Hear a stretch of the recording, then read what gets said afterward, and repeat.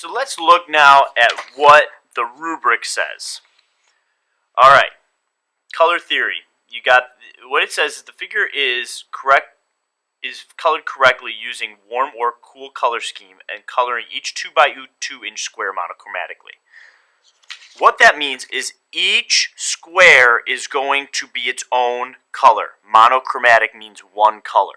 All right, so that means if I color this one in purple, I don't use any other color besides purple in this square. This one I use green, I use no other color but green. Each square is going to be its own color. All right, next part. Project uses popper pencil technique and hatch marks close together in the same direction. So I am looking, are you coloring in the same direction? Just like you did for the background. Correctly identifies the shape of the shadow and shades them in with the proper monochromatic tone. You are going to be shading this realistically. Let's look at this picture right here. This picture has different tones in it. When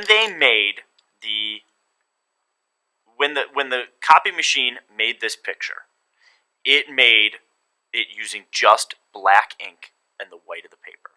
That is it. And what it did is it adjusted the amount of black ink that it used. You're doing the same thing, but you're doing with a colored pencil. Let me give you an example. This right here, this area, was made with the most amount of ink. So if it was a pencil, they were pressing very hard with the pencil for this shape. Then this one right here, so this is dark, this one right here, this is a gray tone, so they used a little bit of pencil, or in the shape of the machine, they used a little bit of ink. But in terms of what we're talking about, they used a little bit of pencil. Here, in this white area, they used no pencil at all. So it's the exact same thing. Where it's black, you press hard with the pencil. Where it's gray, you press a little bit with the pencil. And with white, you don't press at all. So, after that, you've got your color scheme. So that means if I did my background in red or in a warm color, then I have to choose blue, green, or purple for this one. Okay.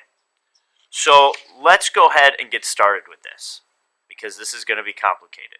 So I'm going to choose 2 colors. Right here I just went in and I chose a bunch of cool colors. Every one of these is a cool color, blue, green, or purple. So looking at this, I think I'm going to use this blue here, and I'm going to use this green here. So I'm going to do my entire project in blue and green, and I'm going to take the rest of these colors and put them back. I don't need them. The hardest part about this is to find the shape that you need to shade it in. So let's start right here with this right over here. What am I going to shade dark? What am I going to shade light? And what is going to be gray? The eye, the eyebrow, and the glasses, dark. I'm going to press as hard as I can with this. Here around this, I'm going to press a little bit, and here I'm going to press a lot. So what I like to do first is I like to guide out what I'm doing. So let's look. Dark. That's going to be dark. Then it looks like I've got a shadow around the outside that kind of looks like this. And it comes in, and it kind of comes around here like this, and then goes back up. So there's a shadow there. And then it comes out this way, right here. So if you're looking, I just traced this.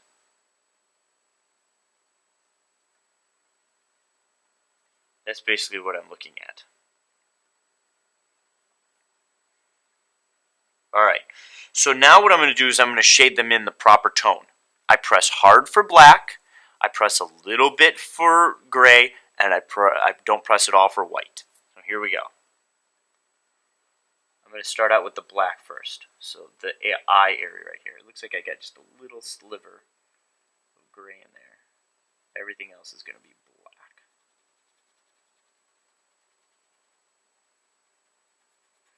So I'm pressing very, very hard here.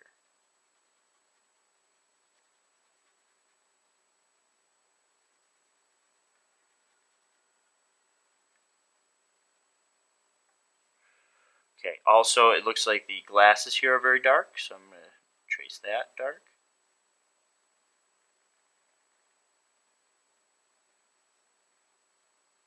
Looks like I got this little pad underneath my glasses. My eyebrow here.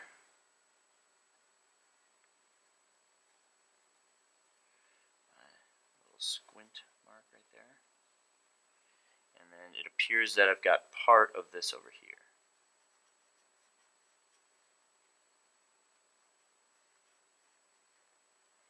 And then the rest of my glasses. There we go.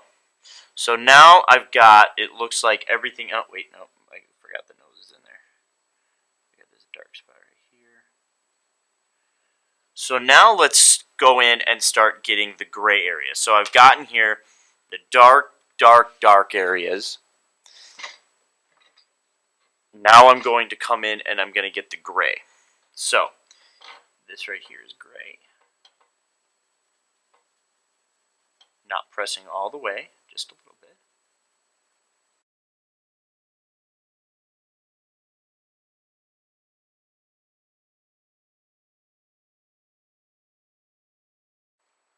Okay, so that one's pretty much done. That square is pretty much finished.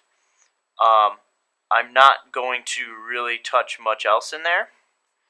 I've got this shadow right here that I needed to get, and I've got the dark areas. So now what I'm going to do is I'm going to move on to the next one, which would be the next color. Alright, so let's see here. I did blue in this one. Now this one, so that means if I did blue here, this one and this one, the ones to the left and the right, are going to be green. So let's go ahead and get that one done right now.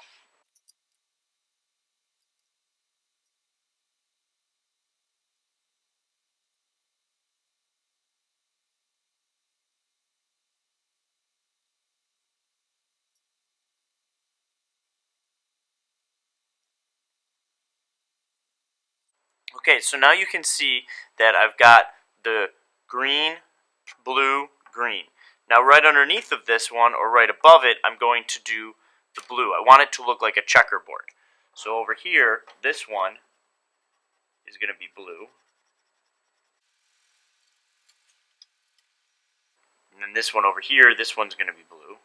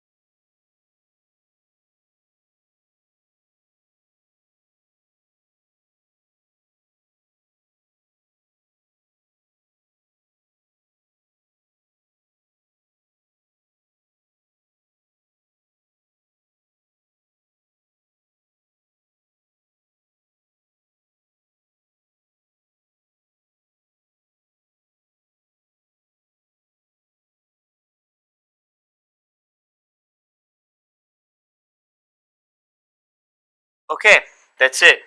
That's what the project looks like. Notice I've got my gray areas are gray, my dark areas are dark, okay, and my light areas stay light. That's it. You've got the project. It's done, okay? So this is the expectation. I would go over the rubric again if I were you to check it out, but if you get to this point, you're done.